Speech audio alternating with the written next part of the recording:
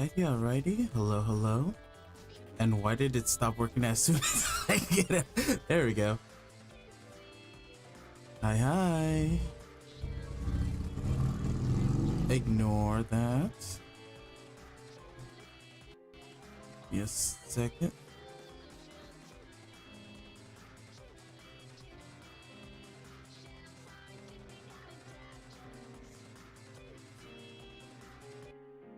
Pause music, and then here we go.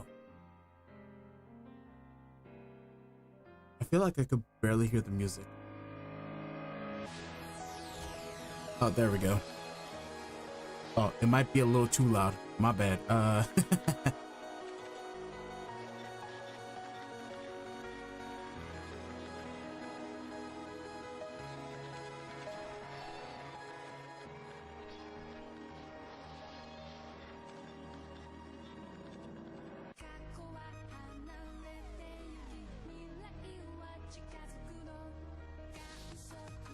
All right.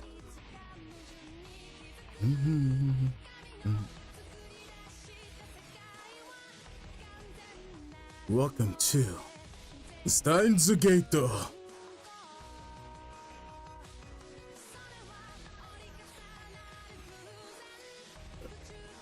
been a while, so I do not remember the last thing that happened. So if you were here, I want to say 2 years ago, please tell me what was the last thing I did.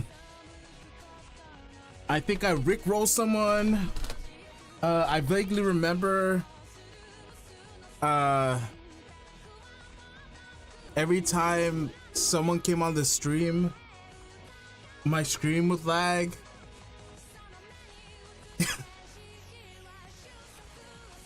I don't remember.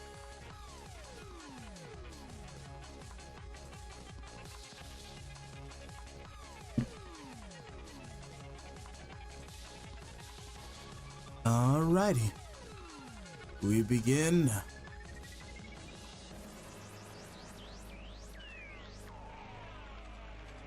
Now.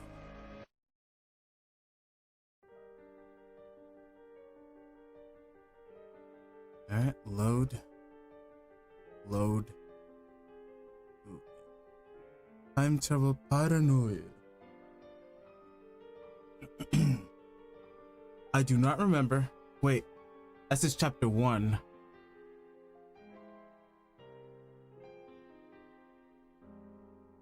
Did I finish one of the routes? Is that what happened?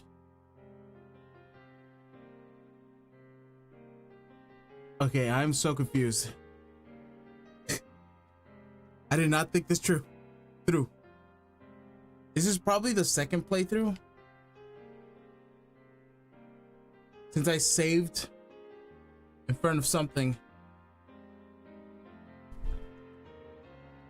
Ooh.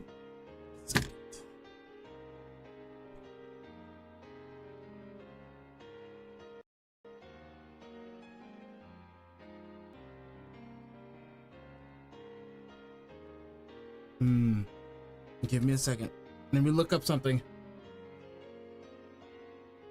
I think I'm trying to go to a different route.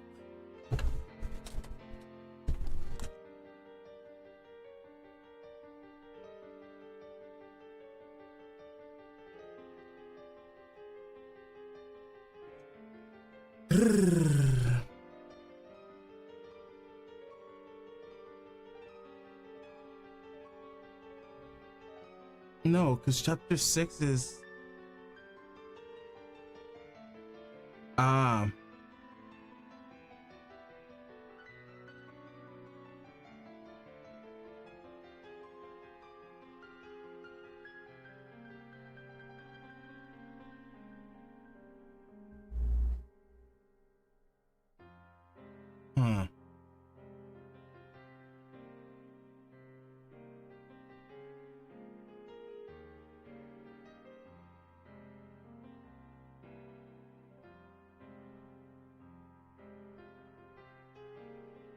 I do not know where I left off.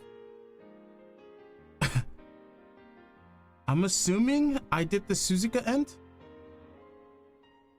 Is that what happened? Let me look at the last couple seconds of my last Steins Gate video.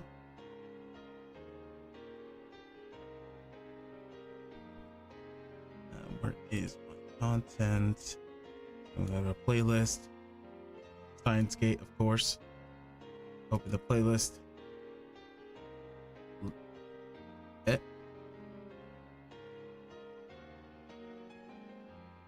Oh no. Oh no.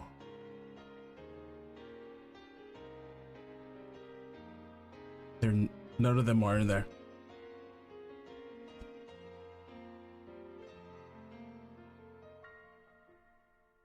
Damn, the last time I streamed was 2022. That's crazy.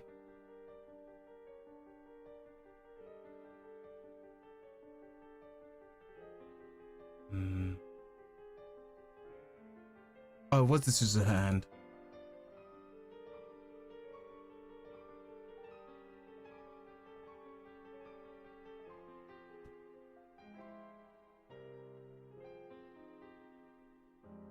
Give me a second. I need audio. I require audio. And I'm currently blind.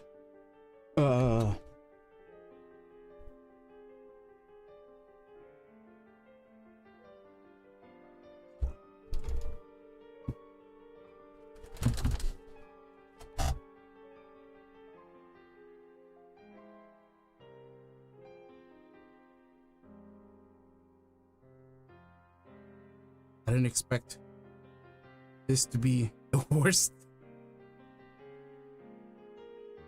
I'm assuming this is the gun I used. Yeah.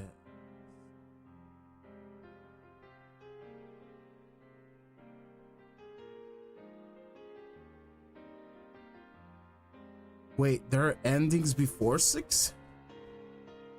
I'm so confused.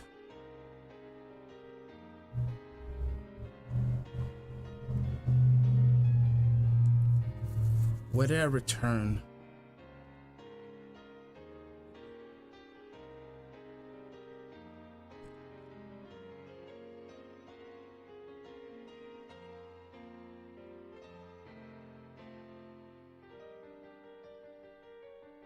Okay, I need something with a little more substance. Because I do not know what's going on. I'm gonna go back to 6. And then try to figure out what I did.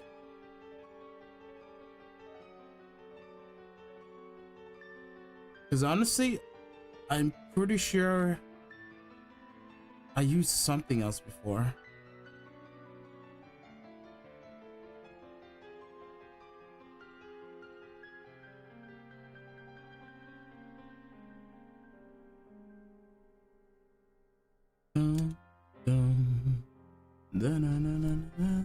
All right, let's check 6 and then we'll see what we did so far. I want to see my achievements.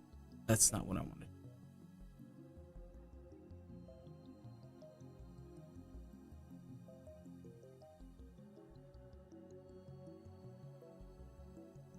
How do I see my Steam achievements?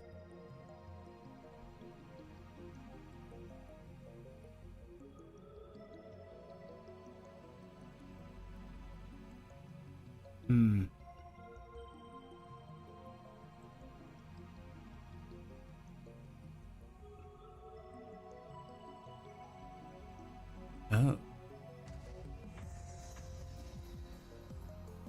I see.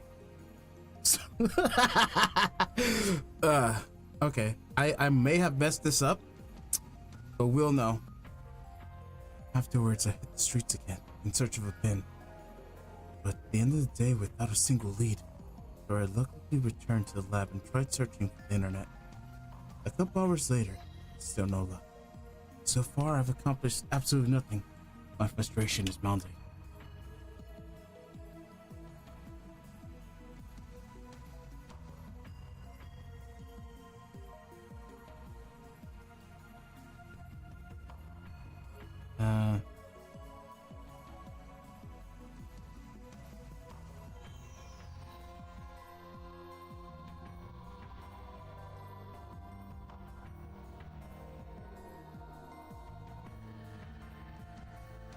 Where's my achievements? Show them to me.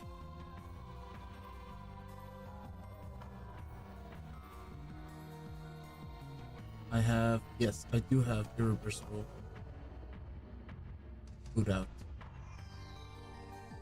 Reboot.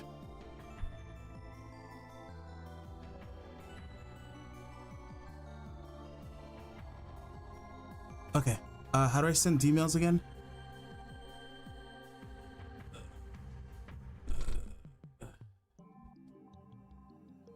Not that, that's for sure. Ah!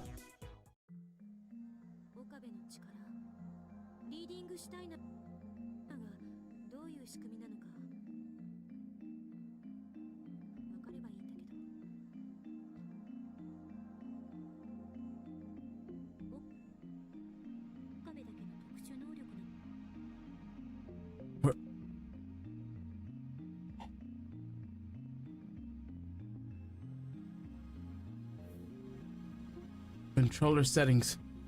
Why would you do this to me? What? Eh? Eh? Why is this broken? Oh no. Oh no. Oh no. Okay, might as well just restart the game. Yes. Holy.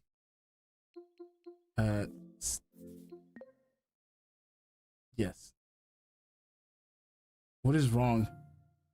Why is this not working? Okay, give me a sec. Give me a sec.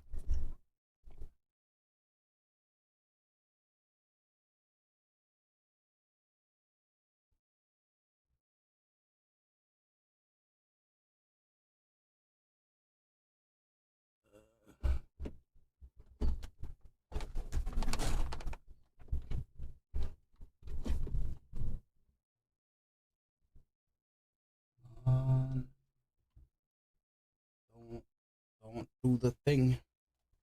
Don't do it. Don't. It's not a me stream if there's no technical difficulties. Oh no. Oh no. Oh no. Please.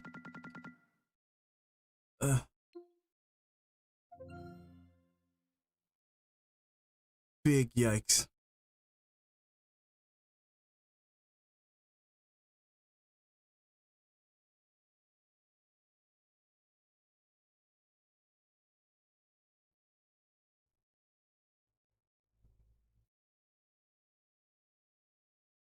Give me a second.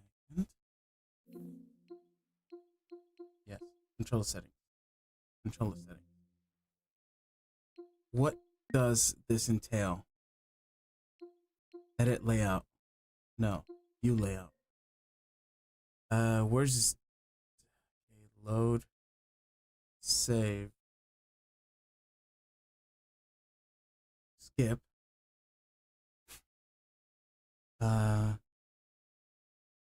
Phone triggers right button. No, Z. What's Z? Is it click? No. What is that? What button is that? I don't know. I've never seen the Z. I don't have a Z. I'm so confused. I am so confused. Please.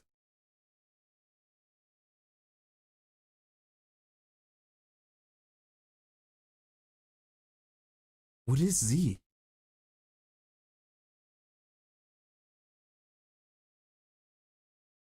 It says right bumper. Okay. Let me try that out. Hopefully that doesn't mess with my thing.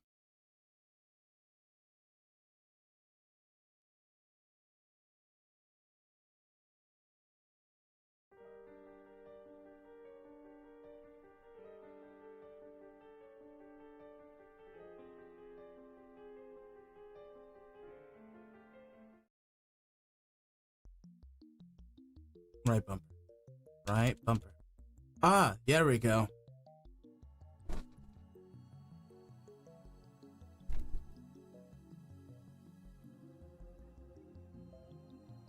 Huh, okay. Open mailbox.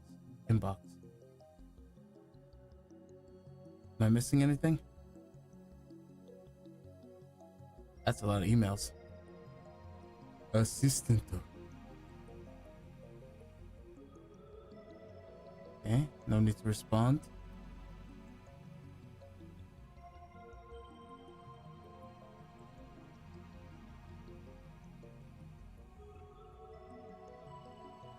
Okay.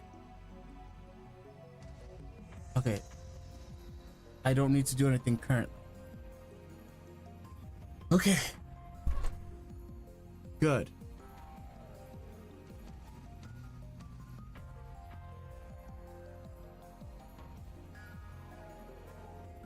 I don't know why the audio sounds like that. Might be because it's doubled.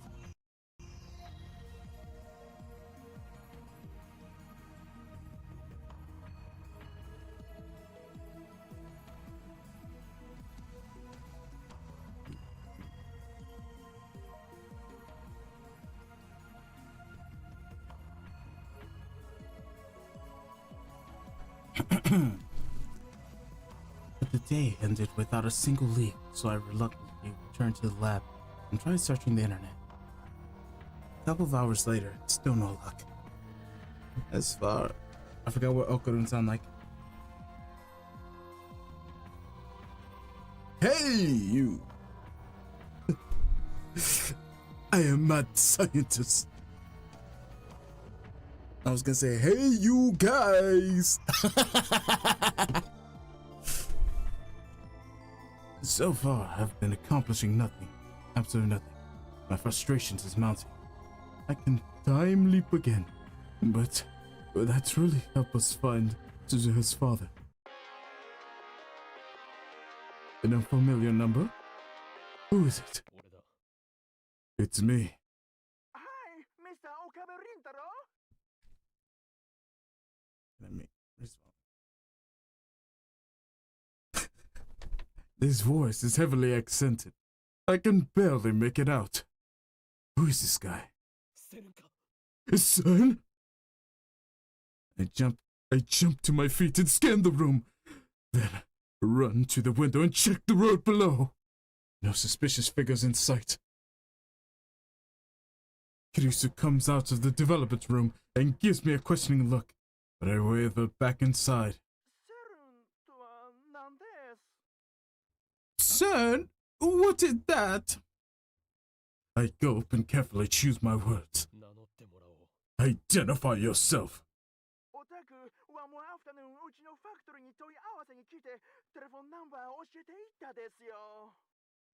You, one more afternoon, came to our factory and make inquiry and told me your phone number, you know? What are you saying? No, wait. I've heard this broken Japanese before. The strange Japanese filters through my brain, connecting synapses. That's right. It's the foreign street vendor I met this afternoon in Akihabara. Identified. Nice to meet you. Oh, you welcome.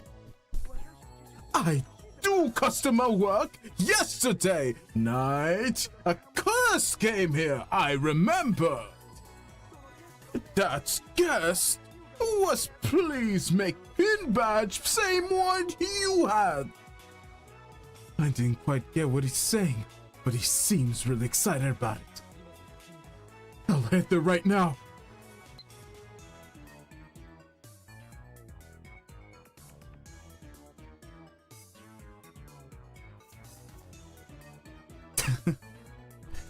I go to the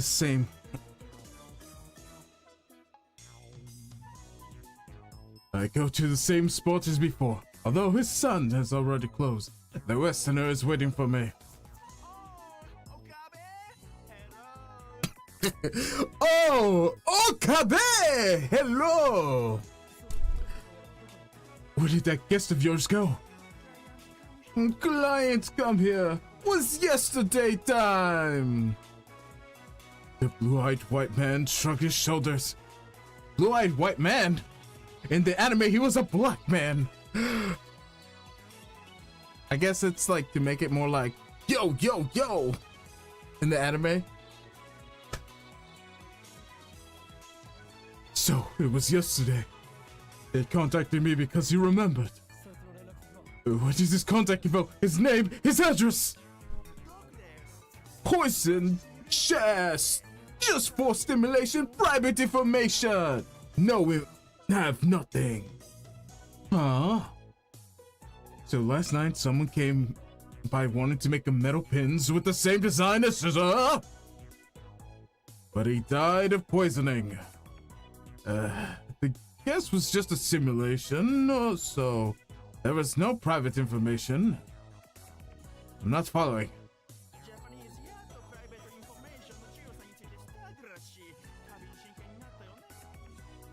Japanese very studious and awarding. Private information become nervous and serious, yes? That doesn't help. If a guest had give name or telephone number, however, no leak. That is business. Fatigue suddenly weighs down my shoulders. I don't understand a word he's saying anymore. My head is full of question marks. In hindsight, I should have brought Kurusu to speak English for me. I don't even think English would have helped you. I don't think that would have helped you. I guess I should just have to wing it. What does your customer look like, man, woman?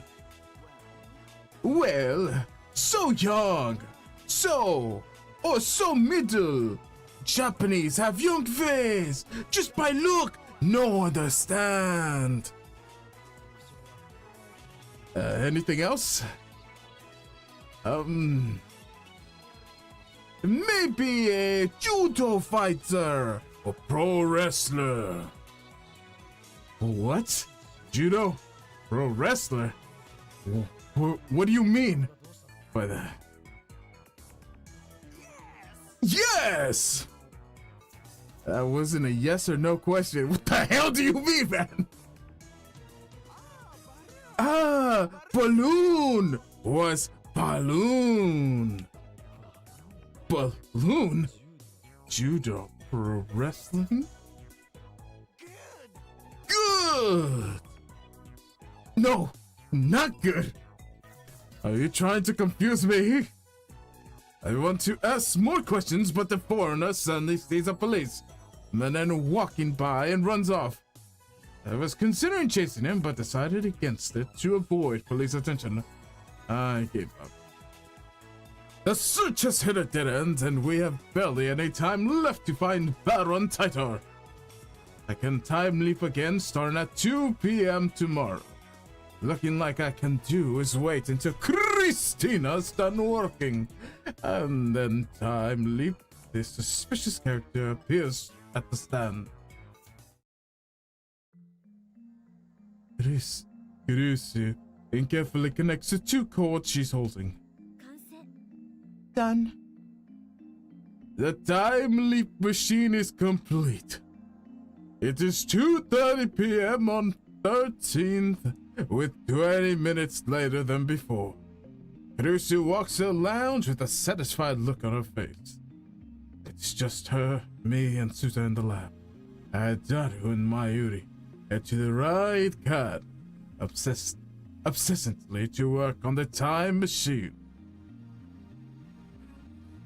So, that's a time machine? Suzuha glares at the some now completed time machine in awe.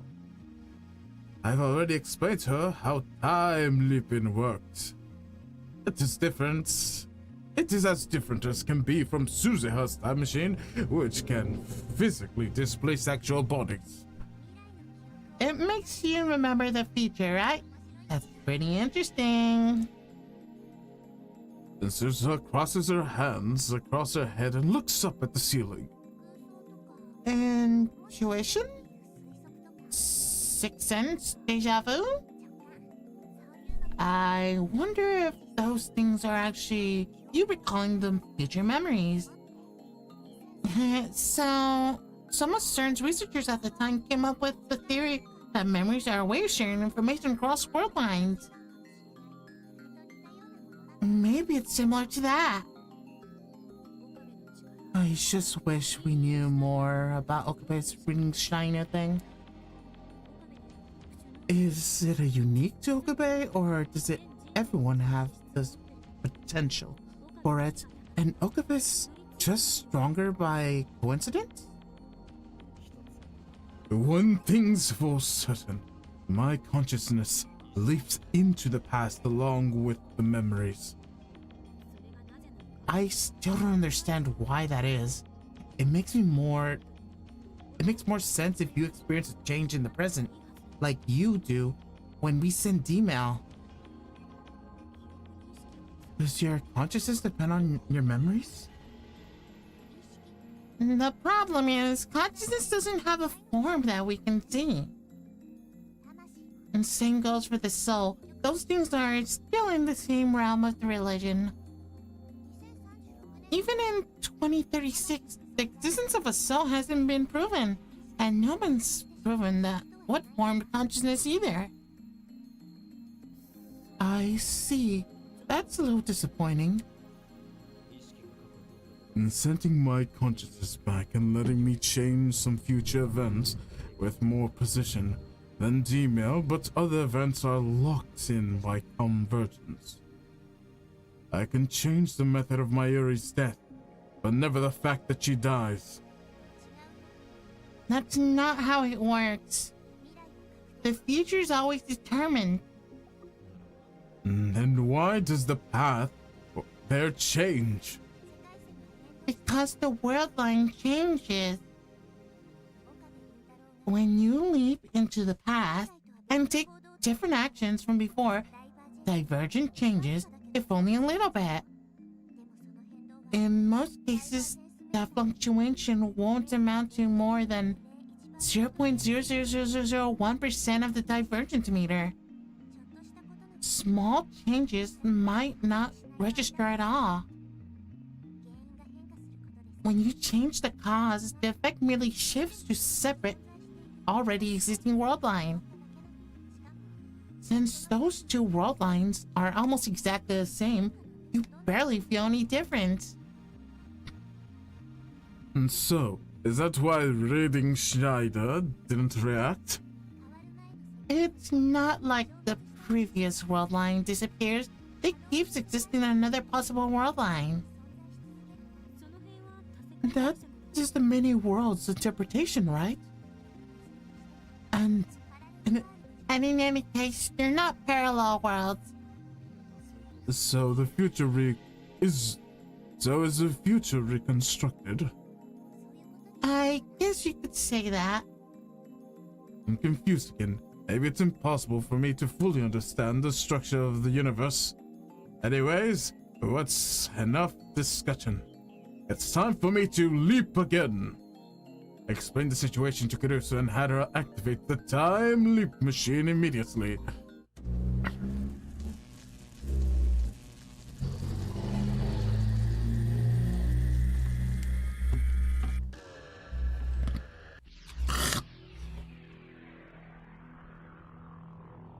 Going to the past. I need a pee. I'm gonna BRB.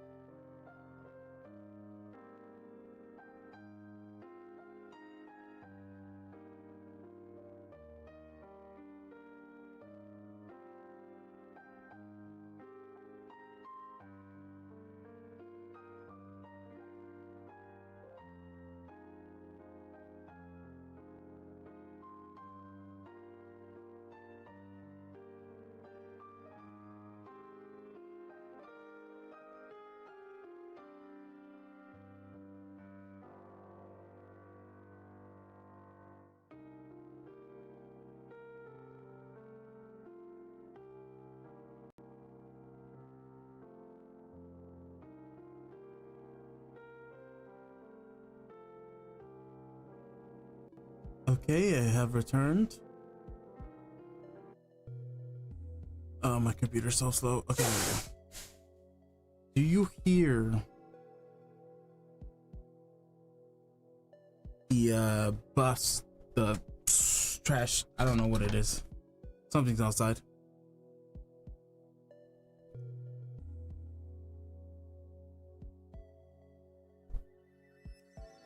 Alright, back we go. It is the night of the 11th. I went back about 40 hours.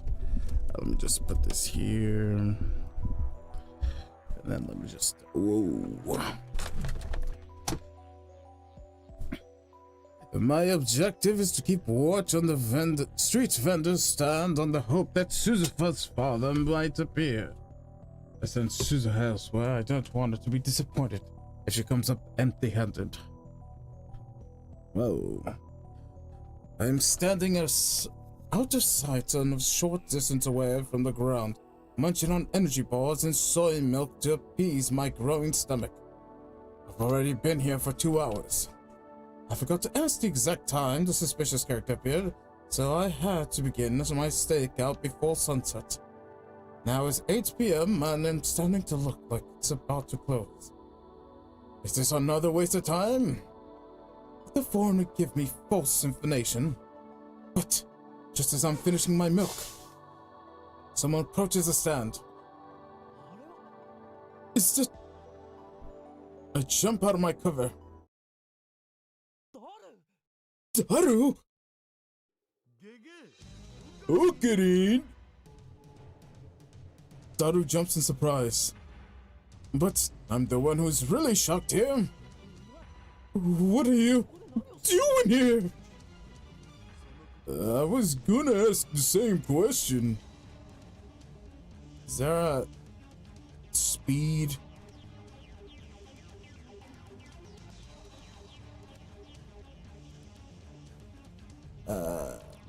Message speed already the fastest. Oh my.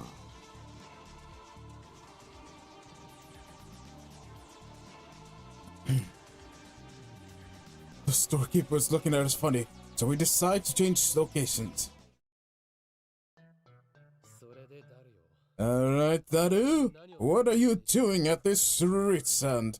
Don't tell me you were trying to counterfeit duplicate Chita pins. Fine, I won't tell you then. So, that's what happened.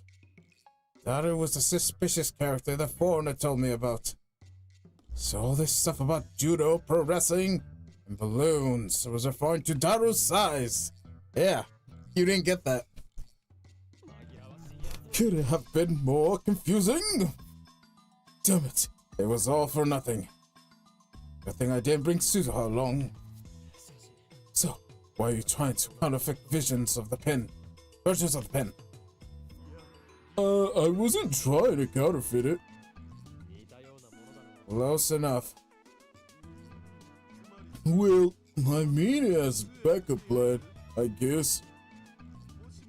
Amane Susu's gonna be sad if we don't find her old man, right? So, if that happens, I show her the badges I made and, well, she and her dad was here. And so you give her false hope. You don't have to put it like that. Remember, there are good lies and bad lies. Bad lies hurt people. Good lies save them.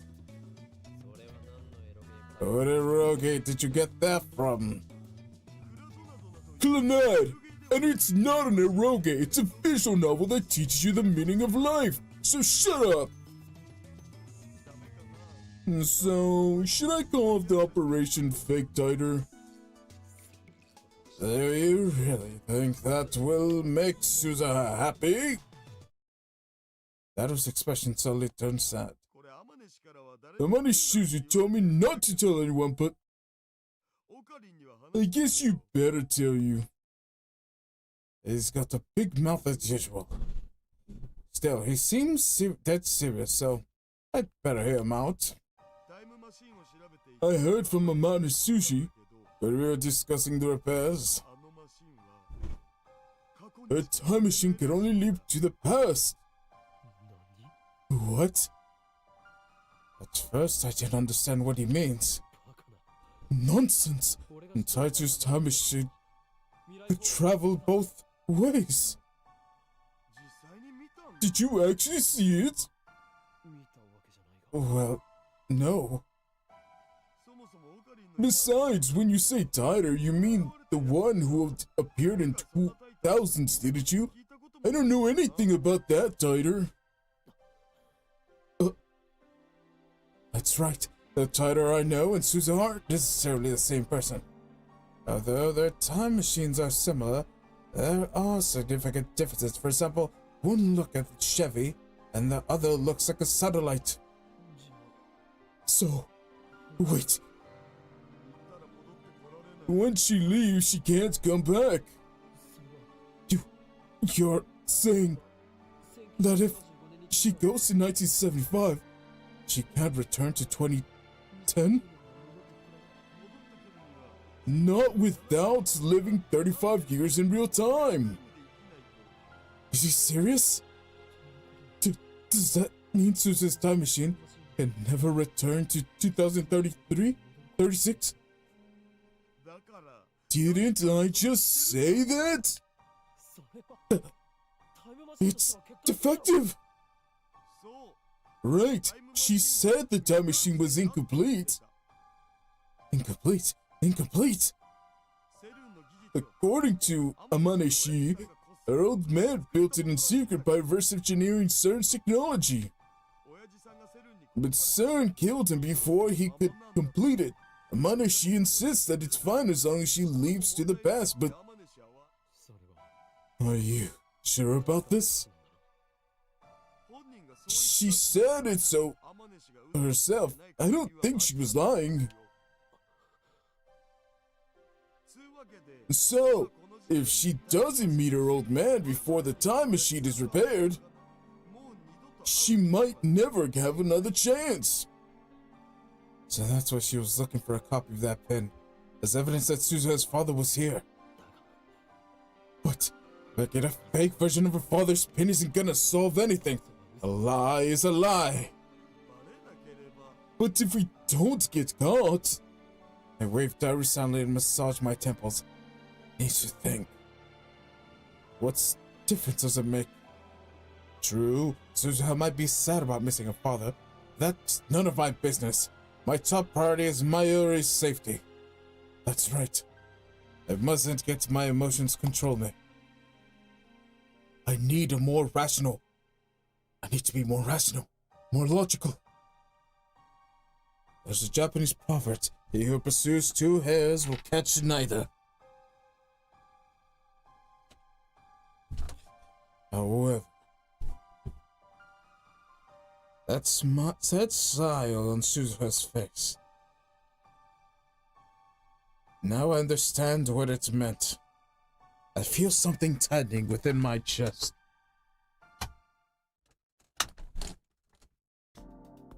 The next day, as night falls, I serve my lab minions, including Kirisu and Radkai. Give me a second, I close the windows because there's too much noise.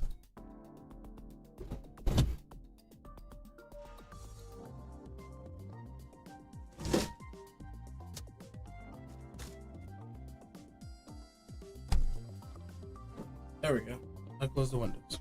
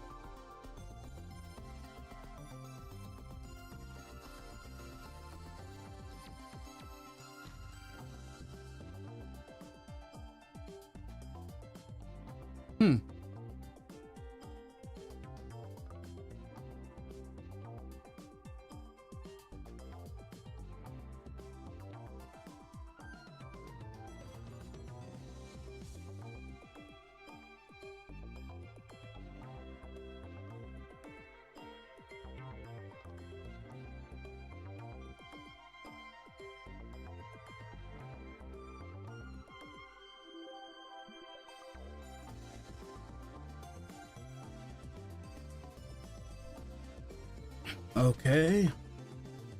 The next day, as night falls, I recall the lab mems except Kirusu and Rat. It's boiling hot at the rooftop, even in the evenings. When I provide Daru with the refreshing gift of cola, his face sweats lightens up. Wow, Hokarin! A nice cold 0-calorie cola? How thoughtful of you. Daru happily takes the cola and chugs it straight from the bottle. Afterwards, Daru and Suza start discussing the time machine. Mayuri and I watch from the short distance away. Hey, Okarin, isn't it amazing that the satellite was a time machine? Yeah, I guess so.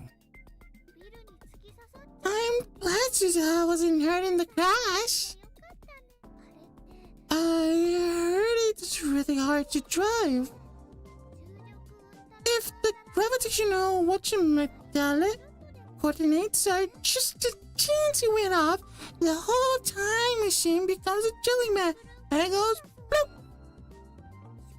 And she even said her time machine unstable since it's not a CERN model.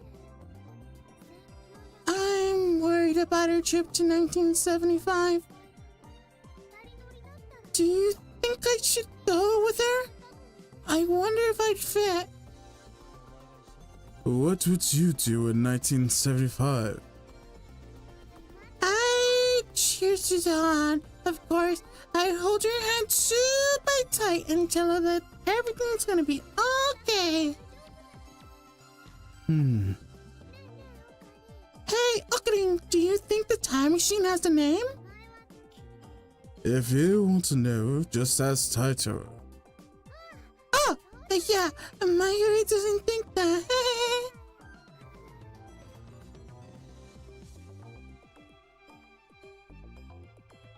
Mayuri giggles and runs off to talk to Suza. She returns a few seconds later. Yep, that has a name. FG2L4 something something, she said. Anyway, don't you think Daru and Suzu are a good match? I look at Daru and Suzu again. Daru's all about fairies. Ah, really? She tilts her head to the side. Hey, can Mayuri take a closer look at the machine? I know that Mayuri runs over to the time machine again. Behind her, the sun glows dark and the orange on the horizon. As Mayuri leaves, Suzuha comes over and stands beside me. Our shadows are long and murky in the fading light.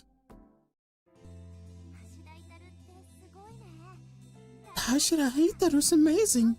He said it things so well, he could have the time machine thing by tomorrow. And it looks so unhealthy and slow. A refreshing breeze blows by. It was quite hot a few minutes ago, but the temperature finally starts to drop. Hey. There's something I want to say, and I feel like I'll never get another chance. Are you listening? After a moment of hesitation, I give a low nod. I'm really grateful to you all of you. When I came to this time, I didn't know anyone. I was all alone in this world, completely different from my own.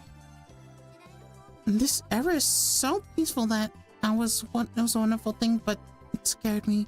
All I knew is to fight against CERN. But now I have friends, real friends who I can share my secrets with. All these people who lived before I was born was working so hard for my sake. It's a strange feeling, but a happy one too. I wanted to let you know that. I've heard these words before, just like last time. Her tone is wistful. A time machine could only leap to the past. The truth I heard from Daru plays in my head in an endless refrain. Living with you guys in this time, it's been really fun. When I met you, you were all so strange and unique and over the top. I was kind of shocked at first, actually. But before I knew it, I started to enjoy spending time with you. 2026 is peaceful too. People don't even fight anymore. Did you know that? I shake my head. Anyways, people don't fight ever about anything. All forms of conflict, war including, has vanished. Poof, without a trace. Instead, everyone has dead eyes like fish. No one has ambition. Nobody dreams. They just trudge through their lives without a single complaint. Oh, sure, people smile, but they never get angry or sad. There's no individuality. Everyone's a robot. You got really mad at me before, remember? I was really surprised, but at the same time, I was really happy.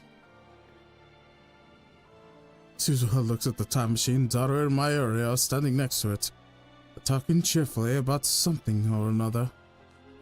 You're also bright and full of life. I envy you. Shinya Mayuri, Hashiri Itaru, even Masaki Kirisu, and of course you. I want to be more like you.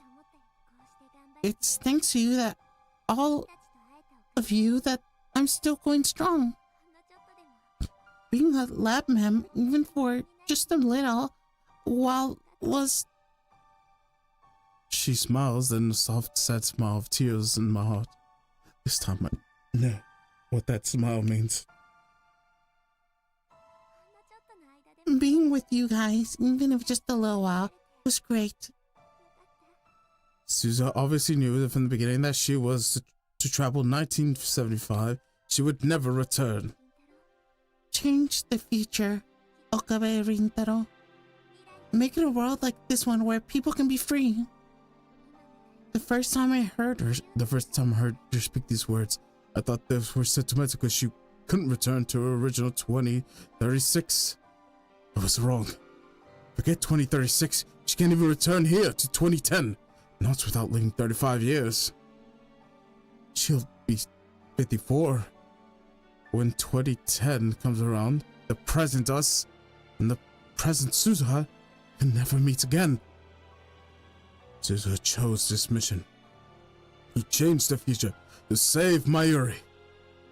Unless Suzuha travels to 1975, Mayuri will die. But then, what about Suzuha herself? When she leaves 1975, she'll have to sacrifice everything she has here. How does she feel about that? Do you? Do you regret spending time with us? What do you mean? Do you regret making new friends here, new memories? You wish you kept your distance? You've already abandoned one life. Now you have to abandon another. In a sense, it's like you're killing yourself. Did Hashin Itaru tell you? Suzuha frowns. He's worried about you. Jeez, I told him not to tell anyone. Well, how do you feel about going to 1975? It doesn't matter how I feel. Suzuha's expression suddenly hardens. I have to go. It's a path I chose, and it's what my dad wanted. What if we ask you to stay? I'll go anyway. One of those guys on Ad Channel asked what right I have to change the future and decide the fate of human race. He has a point. But still, I don't want the future to turn out like that. I want the people of my time to be free like you. Free to laugh and play, fight and argue, get sad and cry. If I can change the future, then no one will die. Not you, not Shinya Mayuri, and not my dad. maybe I don't have the rights, but I'm going anyways. Even if you can never return. Ah, come on. The settings aren't that bad, you know? I'll have fine friends there, just like you guys. We'll have a blast. Just like Suza is back to her usual self. But despite your cheerful smile, I'm certain that her resolve was forged from fear and doubts the likes of which few can imagine. I was a fool to think that my words could sway her.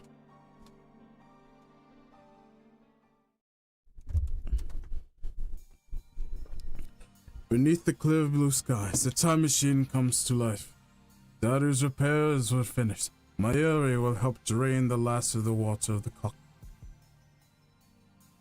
That machine is stuck in Raikan's wall, but that's a small matter. Daru gazes at the time machine with satisfied expression. Mayuri is jumping for joy, and Kirisu, who ran over as soon as she completed the time leap machine, is visibly relieved. Meanwhile, Suzu is struggling to attach her mountain bike to the time machine's exterior. She likes it so much she wants to bring it with her to 1975. Kirisu was worried that it might cause a time paradox. My heart is still heavy. Shall I let Suzu leave like this? I cheered myself for the thought. It's not my choice to make. Suzu isn't from this time. If she doesn't want to stay, then I have no reason to keep her from leaving. Suzu finishes securing her bike and turns to us with a soft smile. It's not painful for a smile I saw yesterday. We won't perform a startup test activating the time machine would draw too much attention. So we're just going to wing it. Unfortunately, we have the time leap machine for insurance. Only regret is that we couldn't find her father. Thanks, guys. Really, I can't thank you enough. Don't forget about us. If you want to thank me, then let's make out. No, that's your daughter, bro. You don't know, but that's your daughter. Control yourself, perv. The lab nymphs pat Suzu on the shoulder and offer words of encouragement, each in his or her own way. Oh, right. Take this. Suzu offers me her father's pin. Ocean A710. In the end, we couldn't decipher the inscription.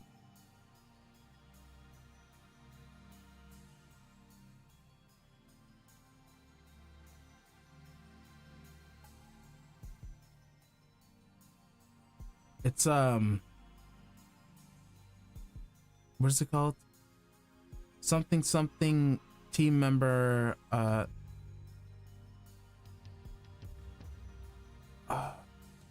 Okari something member number accounts 7010. Because I remember Okarin's either 0 or 1, Mayuri's either 1 or 2, and no, she's 3, Daru's 2, Kurusu is 4, I think, and then Suzu is 5, I think. No, because shit, what's her name? Vernon, Fire, and what's that other boy girl called? I want to say Sora, but I know it's not. This is for you, Okame Rintaro. Keep it in the lab, will you? Tomorrow's sign is fine. And Suza, is she regretting her decision to leave? Is this pin meant as proof that Amanda Suza was here with us at this time? About the pin. Daru hesitates for a moment, then steps forward. Why don't we make duplicates for all the lab members? Make it a symbol, I guess. Wow, that's such a great idea. How unusually thoughtful of you. I don't know how to say. We already took pictures of it, so keep your pen, Amanishi. It belongs to your dad, right? Yeah. Okay. I stay silent. There's nothing I could say. I could stop Suzuha from leaving if I tried, but unless she goes, I can't save Mayuri. Okay, everyone. She has an important announcement to make. Mayuri suddenly raises her hands and calls for attention. As usual, she completely fails to sense the gravity of the situation, though I suppose it's our fault for not telling her the truth about Suzuha's time machine. In any case, she has my attention. What could her announcement be? Could Mayuri has found out that she is fated to die? I quickly glance at Kurusu, but she seems to be as confused as I am. And what is it? Actually, she found Suzuha's dad. Huh? What? Really? Mayuri puffs her chest proudly. Wanna meet him? Do you, don't you? Well, he's right with us today. Where? Where? Everyone, including me, starts looking around. Mayuri has us hook, line, and sinker. I scan the empty event hall, but there's no one else here. Where could he be? Introduce you. Suzuha's dad is. Is that just drum roll? Ta-da! Suzuha-chan's dad is. My flashes Suzu a grin. Dada-kun. That's the perfect time. Rigged. She thrusts her figure at Daru. Our mouths drop. After awkward silence comes an awkward laughter. That's a joke's not even logical. It's impossible for this pair to get married in the first place. Hey, that kind of hurts. I completely agree with Christina. Daru is fated to become a wizard when he turns 30. You could be nicer about it, guys, but it's the truth, so I can't object. Daru falls on his hand and knees, devastated. As for Suzu herself, she clearly doesn't know how to react. You know my dad wasn't fat. Jeez, you're so mean to Daru. Mayushi, the only one to stand up for me. You're an angel. Mayushi, do you love me? No.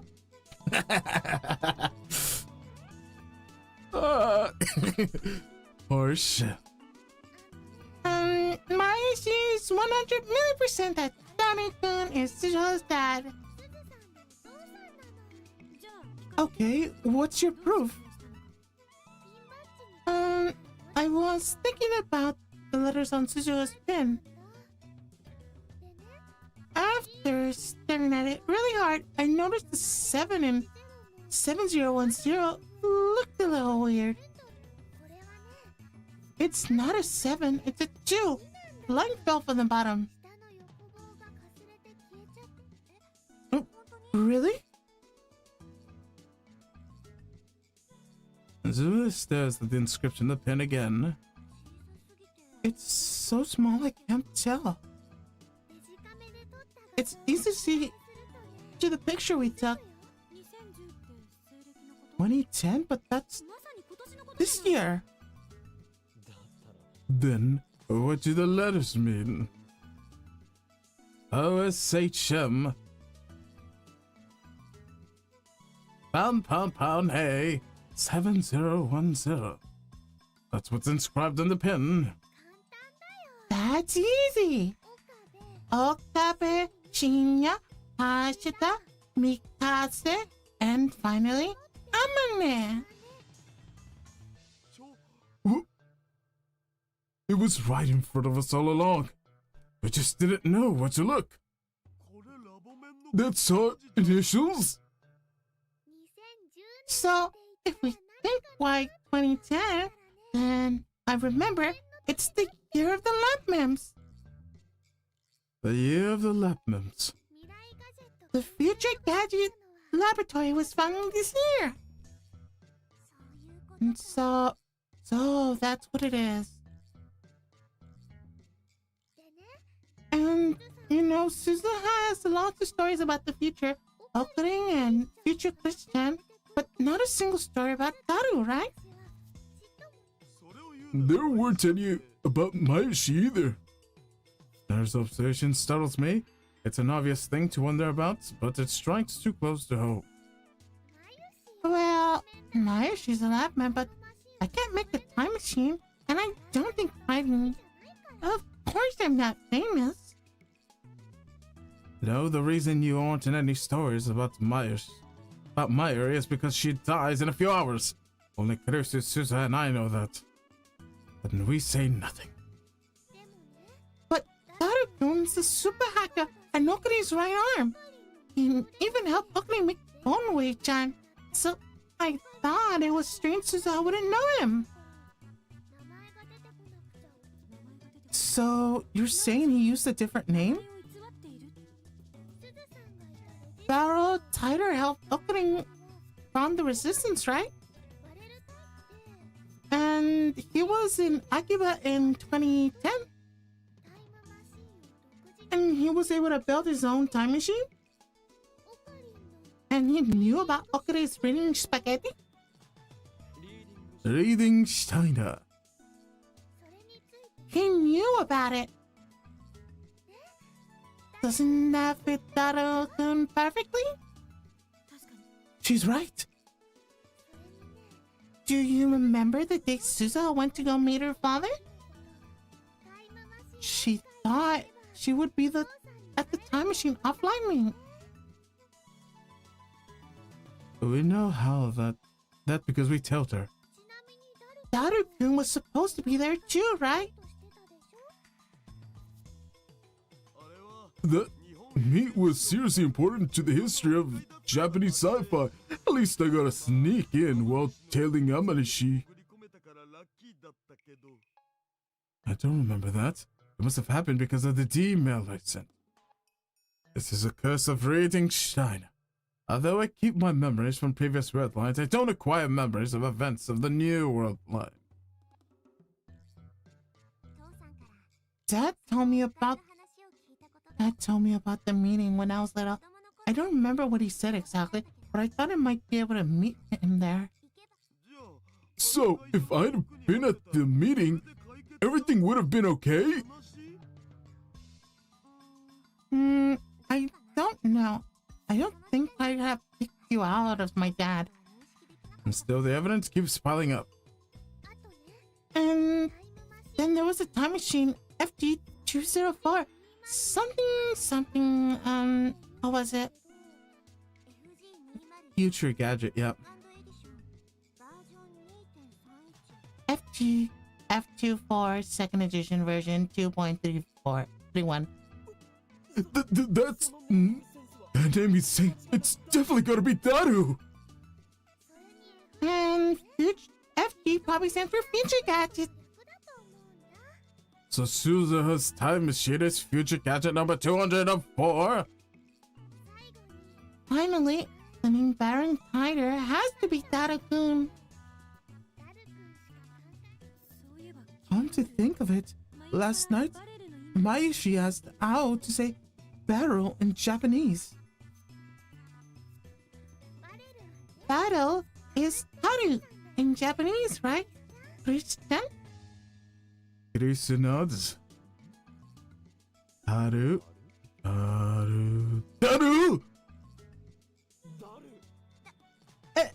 That's a pun? Okay, Suzuha-chan, say Hadashi Itaru 10 times fast. What? Why? Just say it and find out.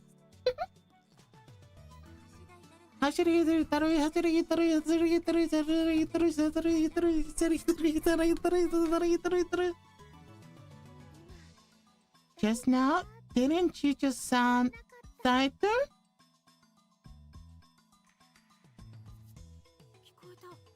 It did. Hashira Itara Ishi Taritaru Hashira Taitoru Hashi Taitoru.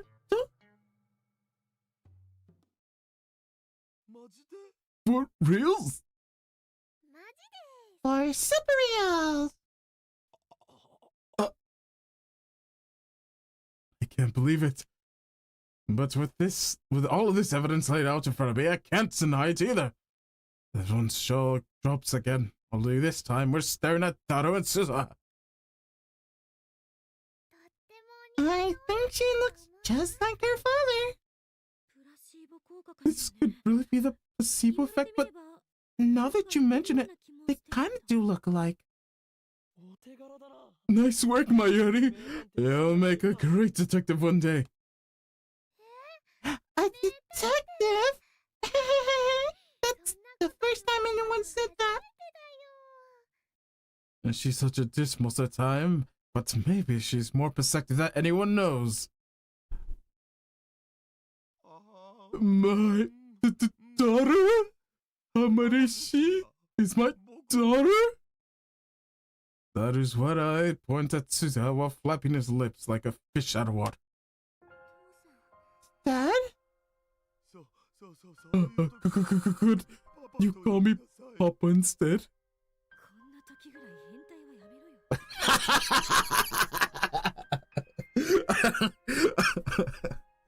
For once in your life, don't be a perv. Dad! Suzuha tries to hold back her tears, but can't. They fall from her eyes and roll down her cheeks. Seeing this, Daru stops his joke and lets Suzuha speak. Dad, I came to see you in the time machine you built. Yeah. I'm sure I'm going to finish what you started. I promise. Yeah. Watch over me, okay? I'm watching. Of course I am. Suzuha walks over to Daru and hugs him gently. Daru awkwardly but firmly hugs her back. Father and daughter reunited across time. I am truly glad we could bring them together. By the way, was your mother cute? Requesting petite girl with a cute face and big boobs? That's a secret. And Suzuha finally steps away from Daru. She's smiling once again. That takes care of everything I wanted to do in this bloodline. Guess I should be going. But wait! You're going already? Don't you have more to say to your father? What am I doing? Suzuha's mind is set. I don't what that nothing I can say will convince her to stay. It's madness to even try. If she stays, Mayuri dies. I know that. So why am I trying to stop her?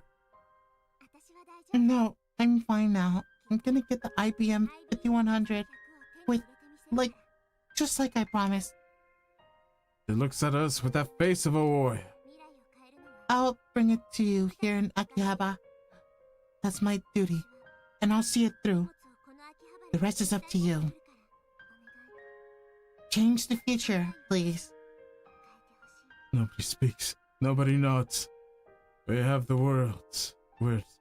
But she sees it in our face. Resolve. Suzuha has entrusted us with her will and her mission. We meet her gaze until we soundly swear to protect them. The end. Do I still not call?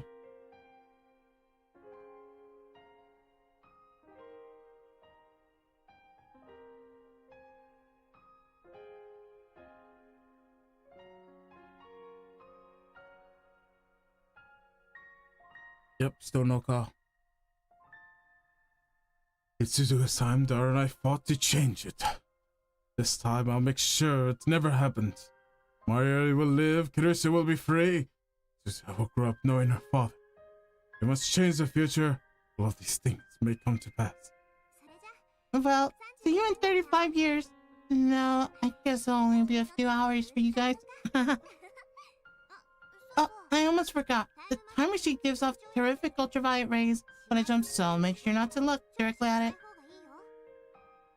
With the final warning, Suzuka switchboards the time machine and she waves once, and then the hatchet closes behind her.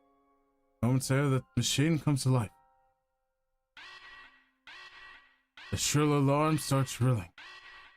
There's no sounds that makes less noise than I'd expect. People on the streets below start shouting and cheering at the satellite siren activity. They look at this point. My phone vibrates. I quickly take a look at it. The mail is from Suzuha. You got mail. Goodbye.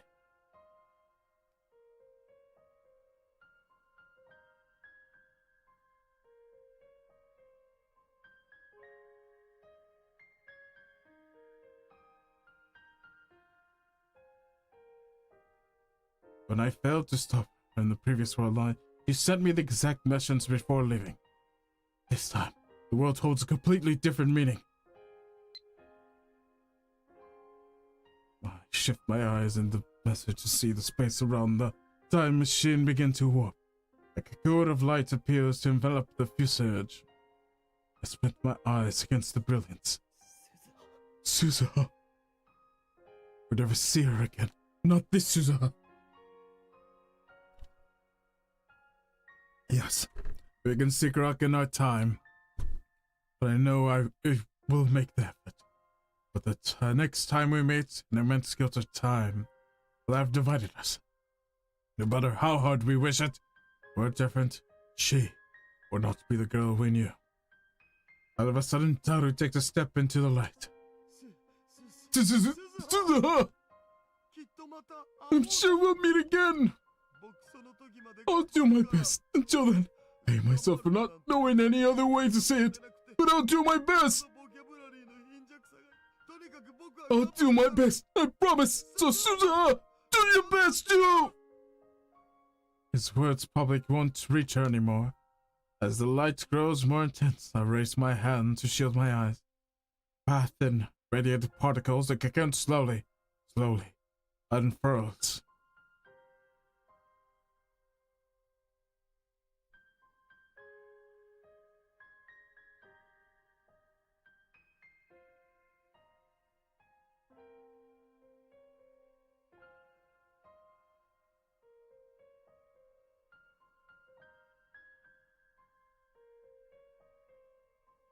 Oh, so we did.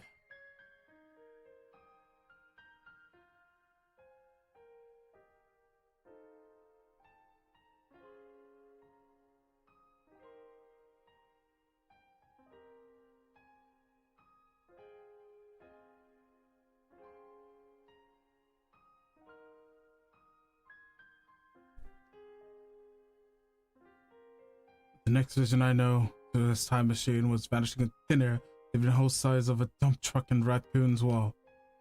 The air is thick and the smell of ozone seems to pulse softly. The time machine stood.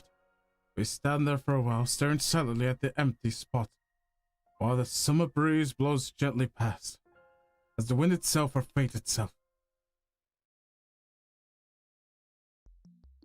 Unfortunately, we don't have time to mourn her departure. In an hour and a half, Mokabe's group will attack the lab. Before that happens, we need to acquire IBM 5100 that Suzuha went to 1971 to obtain. That time machine's sudden disappearance has thrown the area in chaos, which makes it easy for us to slip out unnoticed. See you in 35 years, Suzuha said. A 54-year-old Suzuha should be here in Akihabara before she left. We decided that the time machine's disappearance would be her cue to bring the IBM 5100 to the lab. But when we returned to the lab, no 54-year-old woman waiting for us. It seems Suzuha hasn't come yet. Oh, that scared me. No more running. Suzuha gasps her breath while Mayuri calmly munches on her banana. As I check the lab for any signs of Suzuha, a line of red numbers catches my eye. Meter reads 0.337187. Divergence hasn't changed. Reading higher than activate this time, so I suspected that might be the case. Let's think this through. I thought that divergence would change into Suzuha obtained IBM 5100 in 1975, but maybe there's something else that needs to happen. Will it change into Suzuha hands me the IBM 5100? Or will it change when we use the IBM 5100 to delete my email from CERN's database? At any rate, all we need to do now is wait for Suzuha to arrive. Suzuha is 54 by now, right? After chasing his breath, Daru speaks. My daughter's 30 years older than me. I don't know if I want to see that. Feels weird, man. You know, it wouldn't be unusual for her to have a grandchildren by that age. But you mean I have grandkids? I don't know if I'm ready for that, man. Just be super nice to them. That's what grandpas do. Please don't call me Grandpa. A knock on the door interrupts the idle chatter. It must be Suzuha. Everyone looks at me with a strange mixture of anticipation and anxiety. I slowly open the door. Okabe. Instead of an old woman, we get a wall of muscle. Our disappointment is palatable. Oh, it's you. Have you seen my pipe tower? Mr. Braun peeks at the little lab. If you're looking for Suzuha, she went 35 years. Shut up, Mayuri. Teresa covers Mayuri's mouth. You know something? Where's that girl run off to? She took the last couple days off and I don't know when. She's coming next. She won't even answer her phone. I don't have time for this. But I can't just order him to leave. Not unless I want another cracked skull. She said she went back to her hometown. She probably is gone for good. What? Are you sure? That's Brett. She didn't say a word to me. The future is changing. Isn't this proof? In my previous life, Mr. Braun never came to my lab. This must be related to Suzu's trip in 1975. Surely it's a good sign. Now, as long as the attractive field doesn't amend history again. Mr. Braun sighs and turns to me with a serious expression. Well, whatever. I've got something for you, Okabe. For me? He hands me an envelope. It's addressed to Okabe Rintaro, but there's no stamp or postmark. The name Hashira Shizu is written on the back. What is this? It's from a lady who used to own this building, and she asked me to give it to you on this day. Ah. Ooh. How did you know Suzuha anyway? Suzu-chan? Suzu-chan, of course. A name that reads Hashira Suzu. Hashira is Daru's surname. What is she now? She's passed away 10 years ago. Passed away? She's dead? The wave of dizziness nearly swept me off my feet. How old was she? Middle 40s, I think. Age fits. Thank you for taking care of this letter, Mr. Braun.